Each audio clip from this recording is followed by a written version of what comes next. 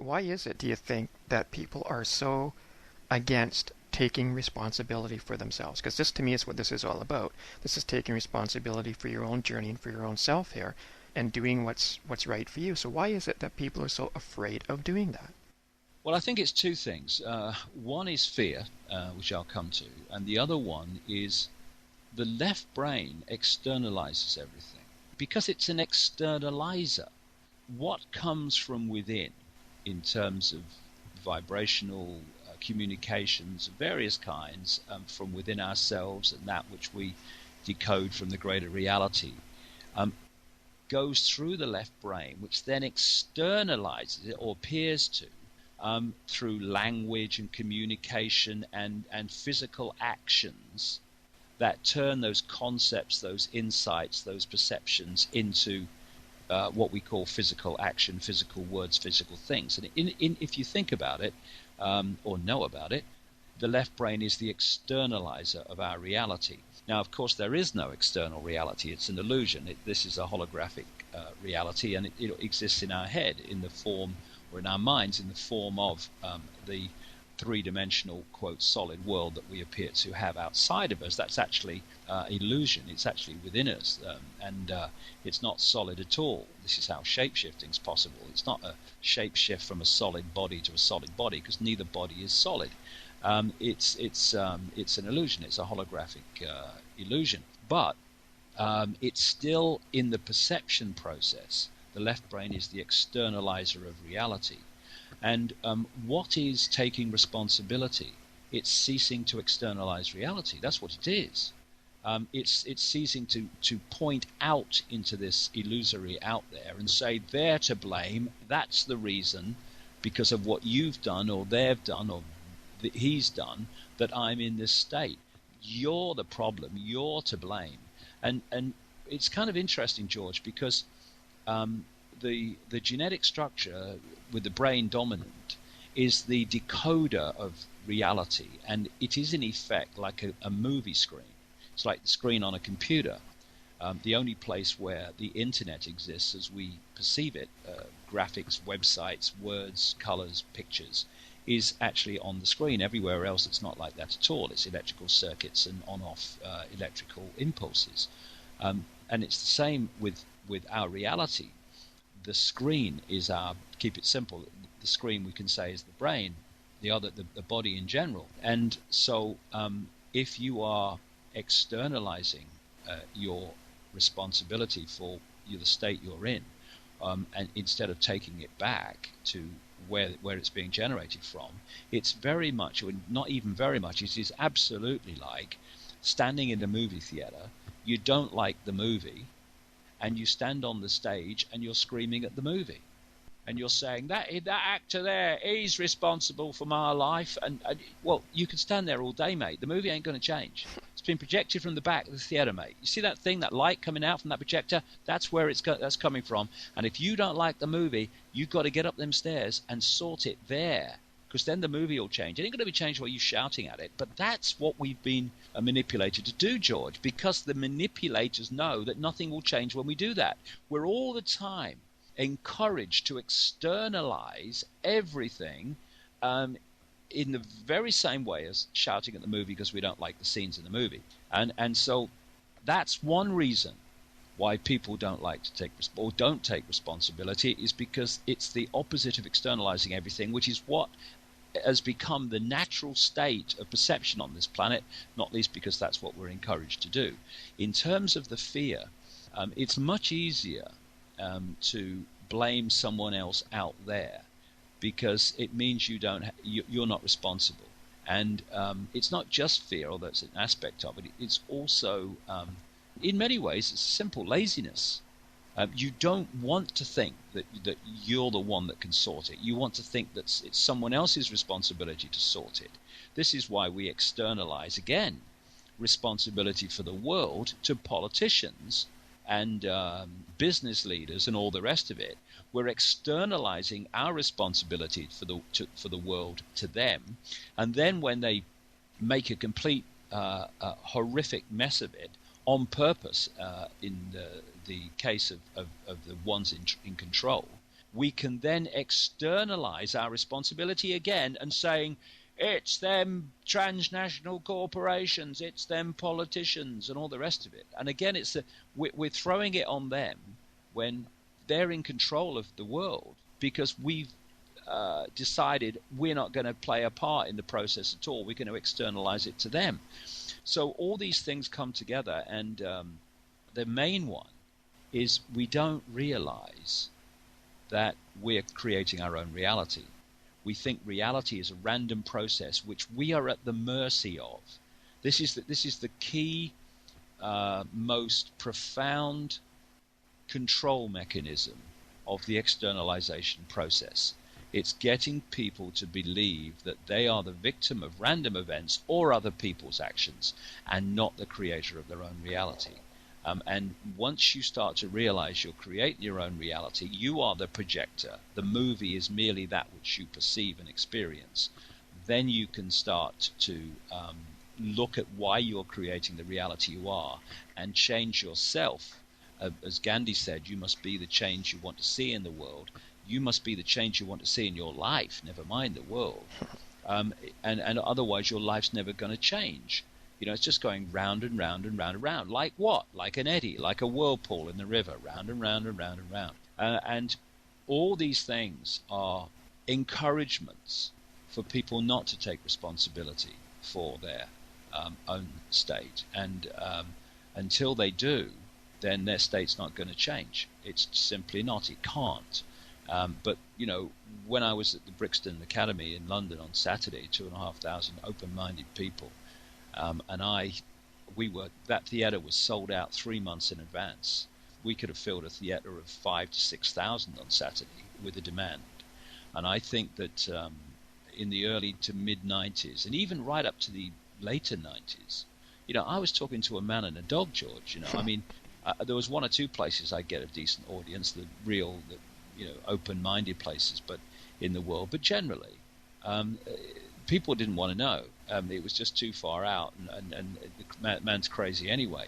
That is dramatically changing because there is a vibrational change going on. There is an awakening. Of course, it's not touching everybody equally.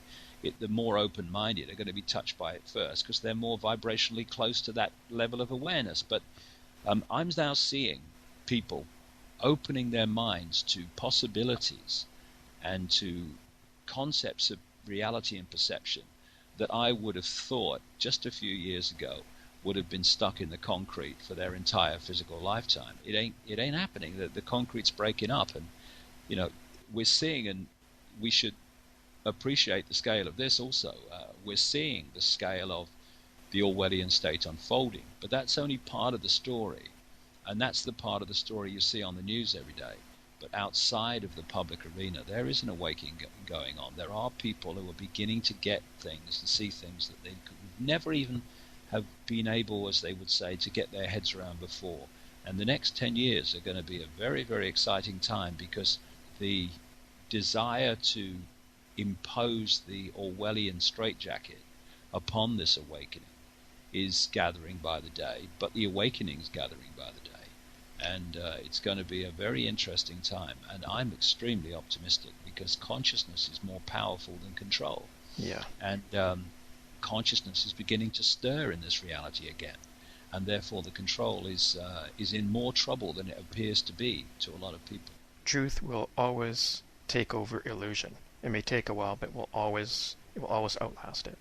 Yeah, I mean, when I was in that, this is why my last book, which came out recently, David Icke Guide to the Global Conspiracy, is a big pull together of my research and very much comes from the perspective of what we've been talking about here, the nature of reality and how it's created. Because once you understand that, suddenly daily society that we live in starts to make sense.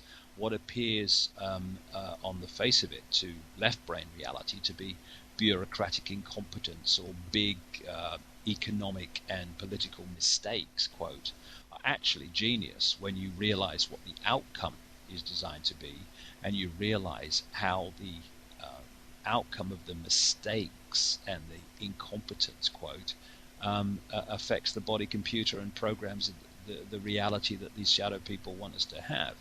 So it's important that we understand that. But when I was in the ayahuasca state, and this female voice was talking to me for 5 hours, it came out with a great line, which I have used in the book before this one as the title, which is "Infinite Love is the Only Truth, Everything Else is Illusion."